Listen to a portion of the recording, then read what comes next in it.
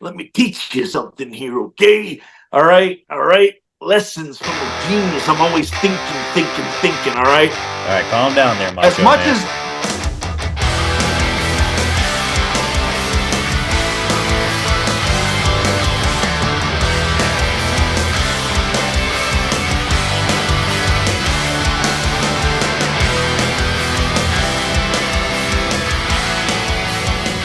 What is up, everybody, and welcome to another episode of the 5-Star Jobbers Podcast. I'm Cody.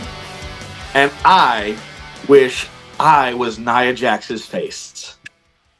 For those of you that don't know, you can go see the video of Rhea Ripley doing the stank face. And so John is just being a filthy man. But regardless, thank you guys so much for watching. I'd take pink eye for that one. Anyway, whatever. Like I said, filthy man. Anyway, thank you guys so much for watching, and thank you for listening. If you haven't already, go subscribe to our YouTube channel. We've got all of our video content there, and go find us on all streaming platforms. We're on Apple, we're on Spotify, we're on everywhere that podcasts are. But go check us out. You can go find us on social media. We're on Facebook, Instagram, and TikTok, the 5-Star Jobbers. Also, want to let you guys know of some upcoming events that are going to be going on very soon. That way you don't miss out on some professional wrestling. March 30th. Southern Wrestling Tradition, 7 p.m. at the Possum Place in Wausau, Florida. Wausau? There you go. Hey, you can only do that for this week, because after that, it's done. I know. I'm almost like, obviously they've got to put on another show. We just, once the new show comes on, we'll keep doing that. Exactly. And I also need to figure out something to do with, because not only is it in Wausau, but it's at the Possum Place in Wausau. Yeah. Like, come on. Is there a more perfect name for an indie wrestling arena than the Possum Place? Hey, I think it's awesome. Oh, that's what I'm saying. It's awesome, Possum. it's awesome, Possum. There you go. The Awesome Possum Place. It's a thing now.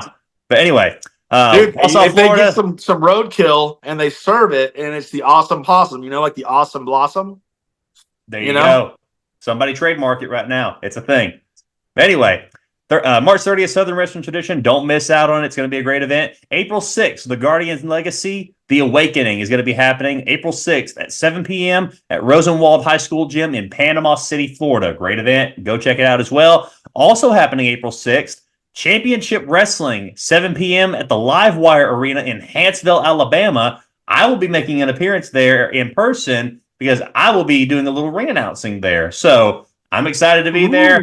Hope to see all of you there as well. Also, April 20th, DCCW Unbroken in McClenny, Florida at the Baker County Fairgrounds. Don't miss out on it. It's going to be a great event as well. We'll be there doing commentary as well for that event. But also, this weekend, March 30th, we are going to be at Kraken Pro Wrestling doing commentary for their event. This is going to be an amazing event. I know it's going to be a fantastic event. Can't wait for it. It's going to be a stacked card. Happy. I'm still not happy that we're being teamed with the Diamond Deuce. I understand. And here's the thing, and I said this on my social media as well. I'm willing to put my personal feelings aside and to just hopefully be professional, and so that way we can just give the fans good commentary and still be able to give them a great show. I'm going to try to be professional. I know you do, but just for now, just for me. Let's not choose violence. Let's try and be professional. Just for this one, okay? Just for you, sweet cheeks. Okay, appreciate it. But anyway, March 30th, Kraken Pro Wrestling is going to be an amazing event. Go check it out. Remember, it is not at the TIFF Theater in Tifton, Georgia. It is still in Tifton, Georgia, but it is at Fullwood Park. But the biggest thing is that it is a free event. Free professional wrestling in Fullwood Park. What could be better than that? $3.99, my price. Exactly. So, free pro wrestling, go check it out. Bring your own chair. It's going to be a fantastic event. But before we get into our special guest that we have later, I want to get you guys familiar with some of the matches that's going to be on this card. And I can tell you this, from what we've seen so far, this is going to be an amazing event that you do not want to miss out on. It's going to be incredible. So, before we get into that, if you want to become a volunteer or find out more information about them, reach out to them at Kraken Pro Wrestling 2024 at gmail.com. You don't want to miss out on this. But let's get into some of the matches here. First off, we have got Charlie Anarchy going one-on-one against Carl Hager for the IWE Mayhem Championship. Charlie Anarchy and Carl Hager. This match is going to be incredible. Hager has had his eye on taking out Charlie Anarchy, and now there is more motivation than ever to dethrone the champion in his home turf. Will the Saturday Night Scream win the gold, or will the horror icon cut down his challenger? Also, the Prophet Brother Azrael going one-on-one with the Mongrel. Two heavyweights clash in this amazing match. Brother Azrael looks to have his hand raised, but the Wendigo has sent the Mongrel to try and bring the Prophet to the kill fields. Will Brother Azrael survive, or will the Mongrel claim his first victim? Also, we have... Will Cody be able to handle all the big bumping meat? We also have Logan Stevens going one-on-one with Xander King for the Sweat Academy Championship.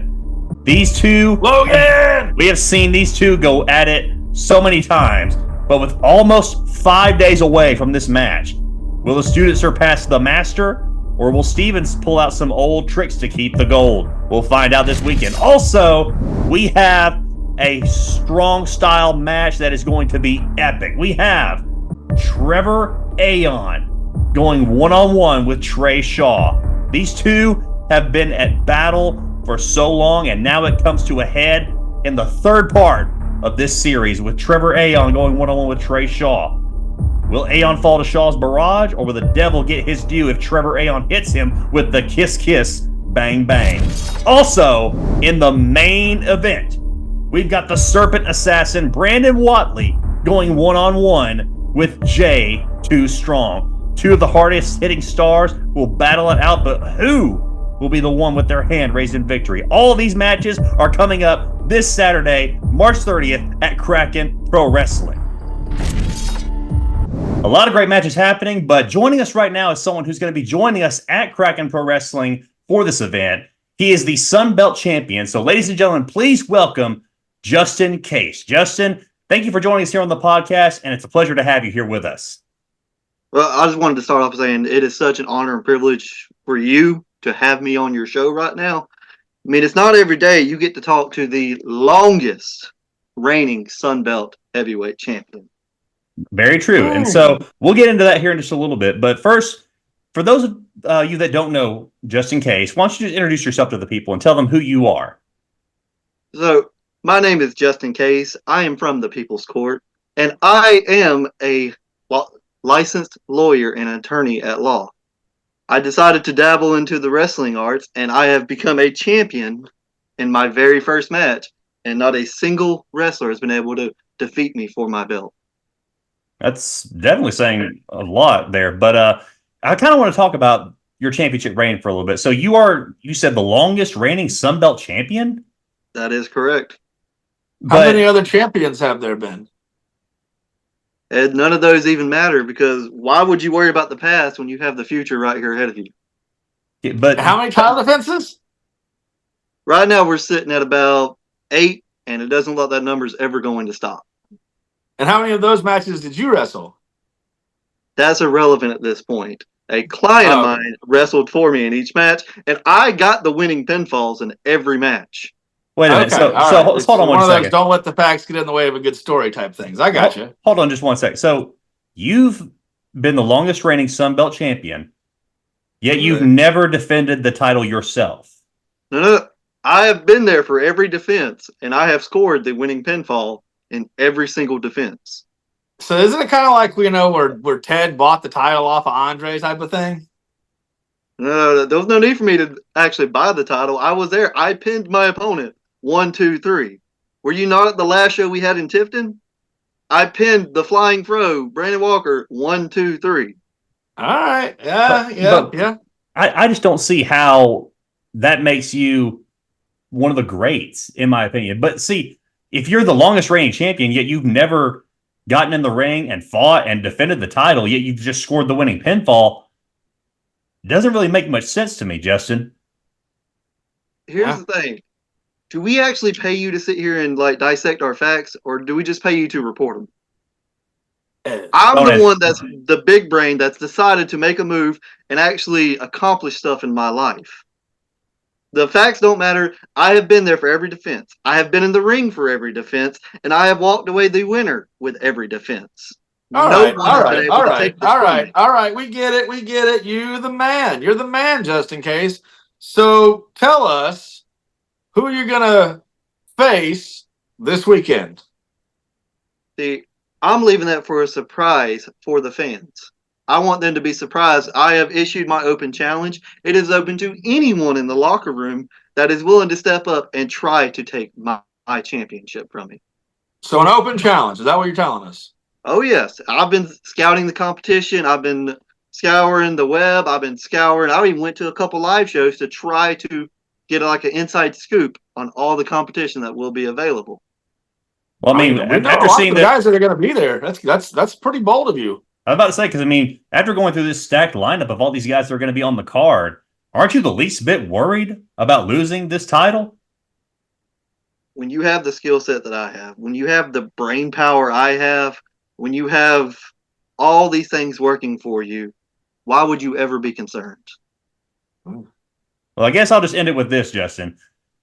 Going into this open challenge, defending the Sun Belt Championship, defending your reign as the longest reigning Sun Belt champion, will you actually get in the ring and defend the title without any outside interference with your clients? Let me stop you out there. I have been nothing but a defending champion, and if you continue to defame my name like that and ruin my good name, I will shut this whole podcast down. I will own this podcast. So I suggest you slow your roll there and ease up a little. Okay, hey, attorney at law, real quick. If we defame you online, is it slander or libel? I'm going to go more with the slander. Anyway, all right. Regardless of that, Justin Kayse will be issuing an open challenge this Saturday at Kraken Pro Wrestling for the Sun Belt Championship. Justin, it's been a pleasure having you on the podcast, and look forward to seeing some sort of title defense this weekend at Kraken Pro Wrestling from you. Make sure to look out for you. All right, John, you ready for some reviews? What am I here for, Cody? I don't know. It's obviously it's not there to stand and look pretty. That's my job. Who told you that? My mama. I don't think you understand how pretty my mama tells me I am. Anyways, this has been a pretty good week in professional wrestling, I will say. Yeah, and it really was. As far as like high spots and botches, I only have a couple high spots that, of course, I think we're probably going to agree on for the most part as far as our high spots. But I think we may have disagreement on our botches, but we'll see where it goes. I'll let you start it off. What was your high spot for this week? So, as critical as I am, I'm going to go ahead and call it my high spot. It's not necessarily one particular thing, but it was really nice for Wednesday night to not be a complete waste of my time. AEW Dynamite was actually watchable this week. So for me, that was a high spot. Since we do this and I have to make myself watch it. I mean, let's face it, even if we didn't do this, I'd still make myself watch it because I'm a glutton for punishment. The pacing, the booking, there was some storytelling, there was some interviewing. They set matches up a little bit, like, just the glimmer of hope that we'll see how this week goes. But at the end of the day, Dynamite being watchable was my high spot. Obviously, there was some good promos being done on Monday and Friday, continuing the story with Cody and the Bloodline and with Seth. And then, of course, with Jay and Jimmy, the Jay and Jimmy promo on Raw. It's not at all what I expected, but it was good. Right. I expected more of like the classic, like Jacob and Esau, brothers at war. You're trying to take my, I'm the oldest. You're trying to take what's mine. I should be I should be next in line. Right. Da da da da da. It's funny how how they're going with it. It's I don't know. I kind of dig it because I don't know where they're going to go next. We're recording this right now on a Monday before Raw goes live. It'll get released tomorrow afterwards. So I don't know what the next few words are going to be between the two of them. But it was a really interesting promo, and it wasn't full of hate and vitriol and I hate you and you stabbed me in the back and I'll never forgive you. It was I love you and and I'll take you, you're my brother no matter what. And then it was I love you too, and I've been trying to protect you and you just didn't get it, and now I have to. But it's a different segment with like previous like sibling rivalries in the past. Yeah, it's a totally different feel. So like I said, I dig it just because I don't get it. So I'm tied in because I don't know where it's gonna. I don't know what's gonna go next, and I don't know who's gonna win. The way they're presenting it, it's not David and Goliath. It's not the underdog. It's not the little brother beating the big brother. The way they're presenting. It could go either way right now. So exactly. I'm all. Like I said, that was a really good promo. And then I'll talk as well. Like SmackDown. The ending of SmackDown was fantastic in my opinion. So like I said, those were really my high spots for the week. I got you. See, I had the TNT title match for mine just because I thought they had a fantastic match. It was great storytelling all the way through.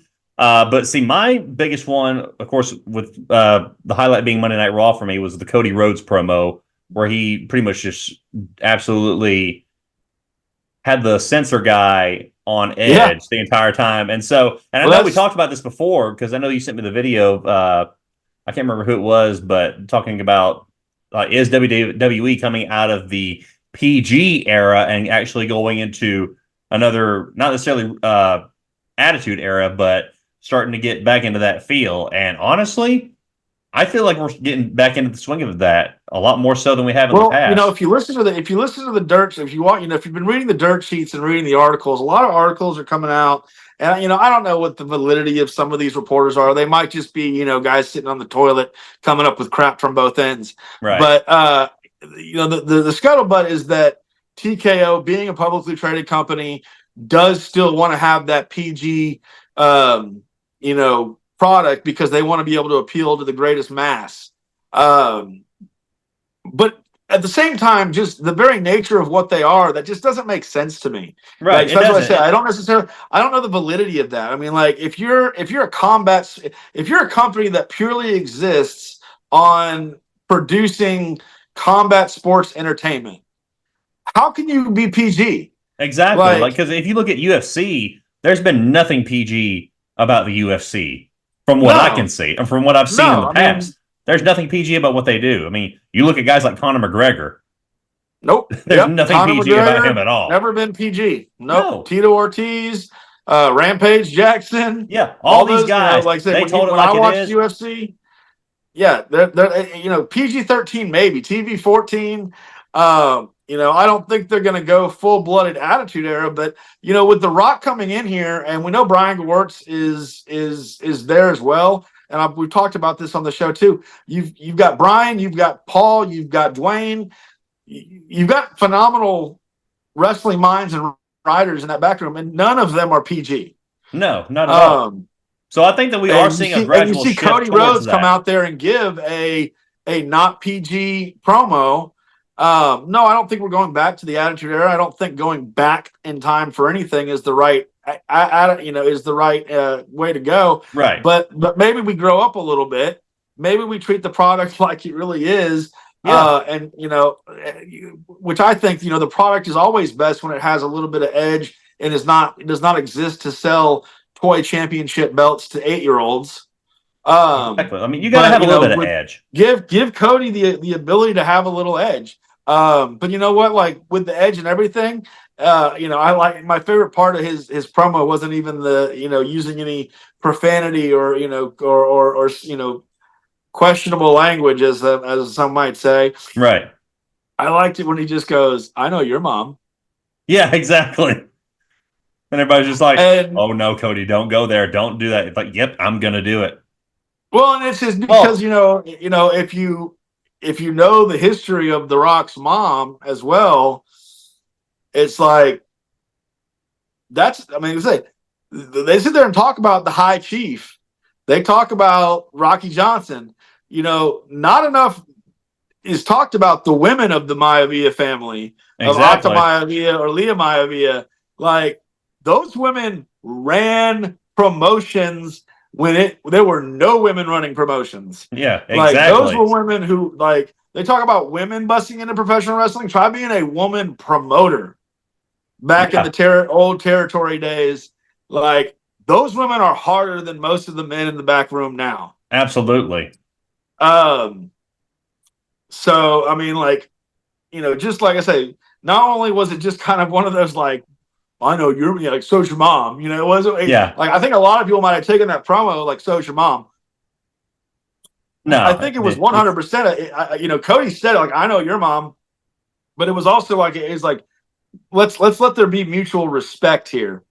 Like, yeah, exactly. my mom's a strong woman. Your mom's a strong woman. Neither of them need to be involved in this situation. This is between you and me. Like, I thought it was a really good statement, but it's just like, you know, I hope more people will look up the Maivia women and what they've done in professional wrestling, because both The Rock's mom and his grandmother at one point ran the family promotion in Hawaii. Exactly. Yeah. So, I mean, just that whole promo to me was just an absolute banger. And so I think going forward, like this next week or so, or this week of professional wrestling is just going to keep getting better and better. It's going to keep building up. Exactly. Yeah. It's like, how bigger can we get? Like, what more can we do from here? Like, I don't think they're going to let him touch. You know, I don't think at any point that Cody, I mean, maybe SmackDown, like face to Friday face before Mania. Maybe, like, they might get into a pull apart, right? The SmackDown before Mania, but it's gonna be like it's gonna be like circumcising a gnat. Okay, it's gonna be very, very fine touching. Okay, right. And so with that, it's kind of apropos with my botch for this week, and that's the segment with Roman and Cody on Friday. And I know that you have a differing opinion on this, but see, with me, I was looking for one of those pull aparts, not necessarily with Roman and Cody, but with Seth and Jay and Jimmy and Solo. Because, I mean, those four could, like, go at it all night long, but leave Roman and Cody out of it. Like, let them just watch. I can kind of get where you're coming about, where you felt like the associates could have brawled, but we have to remember at the same time, young blood, let me teach you something here, okay?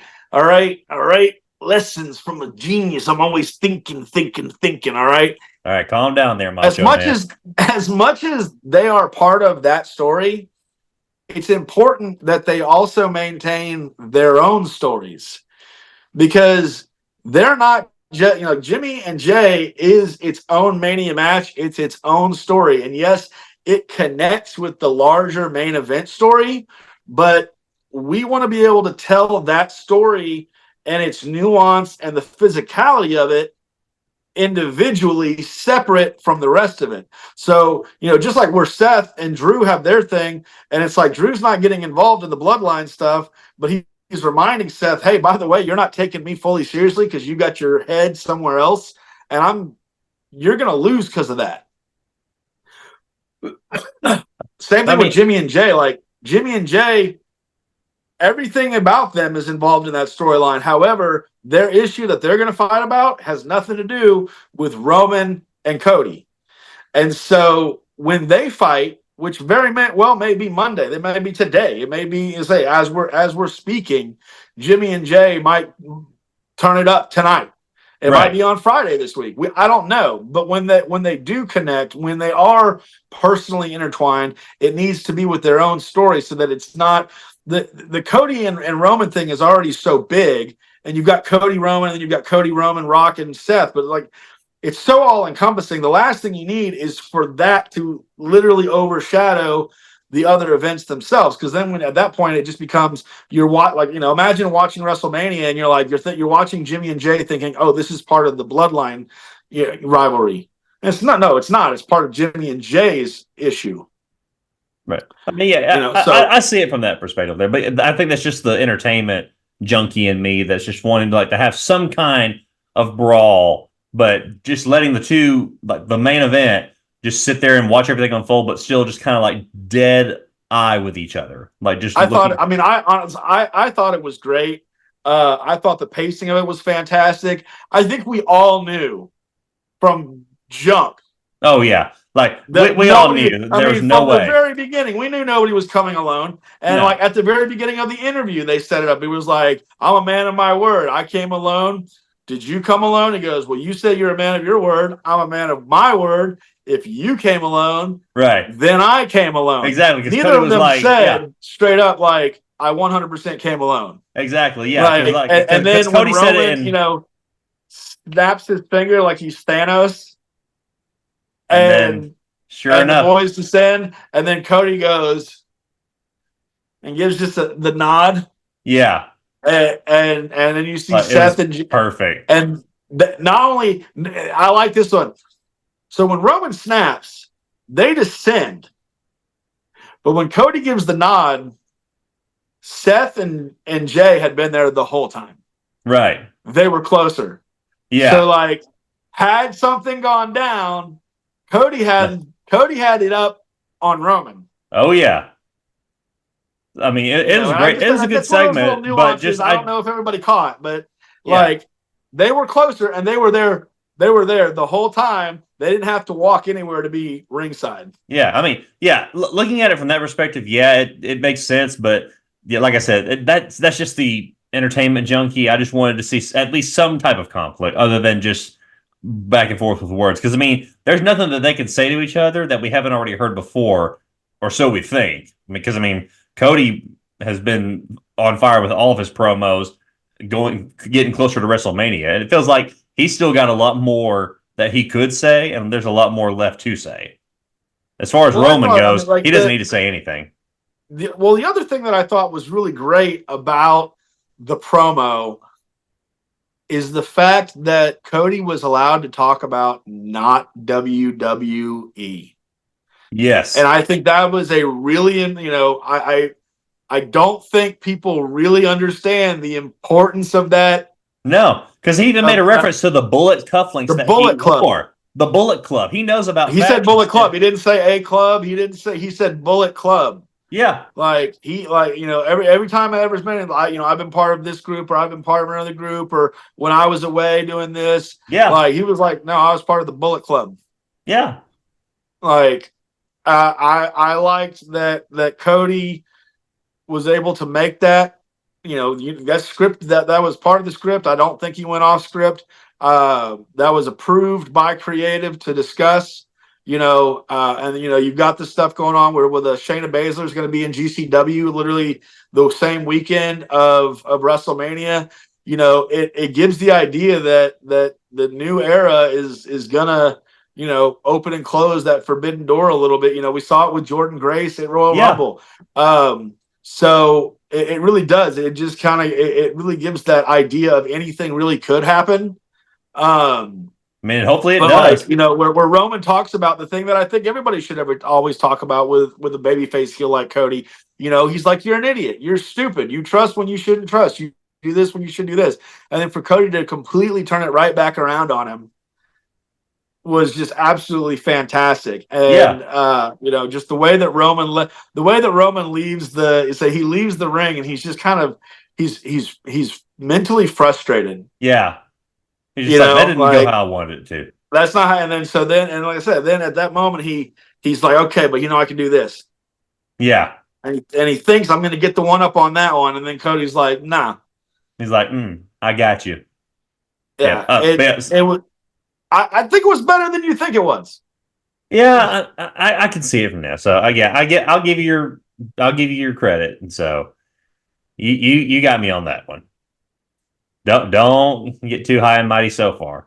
But anyway, so what was your botch for this week? Or did you have any at all? I mean, nitpicking and stuff like that. Most of the stuff's pretty good. I don't know. I wish I was Nia Jax's face. My biggest botch was that I wasn't sitting at the right spot at the right time. Oh gosh. No, I mean, no, it was a pretty solid week. I mean, like, I could probably nitpick, but I really don't want to. Like I said, Yeah, same. Dynamite, like I said, Dynamite was better than it's been before. Like, was it perfect? No, but it was pretty good. Right. You know, I still, like I said, there's still some things going, with the show, but like I'm trying to I want to be positive. Right.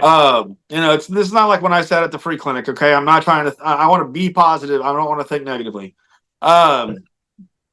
So at the end of the day, yeah. Now I'm not really going to call out any botches, but I'll say I really hope, and I don't know, AITA. Right. I really hope that the last spot for the tag team ladder match at WrestleMania doesn't go to the Hardy Boys. Yeah, I agree on that one. Okay, so it's not just me. No, yeah, I'm right there with you. Okay. What you mean? I don't think it'll happen. I see the stuff in the news. I see the blank spaces. No, they've already decided that. They've already decided that because, I mean, they've got essentially 2 tournaments going on where the finals are this Friday. And so you've got Theory and Waller going against the Street Profits. And then I think you've got New Catch Republic going against Legado del Fantasma. And so... No. It's pretty deadly, isn't it? No, it's Legado del Fantasma. You're right. It's not. Is it Legado del Fantasma? Yeah. Yeah, I guess it is. Because they beat LWO, and then New Catch Republic beat Pretty Deadly.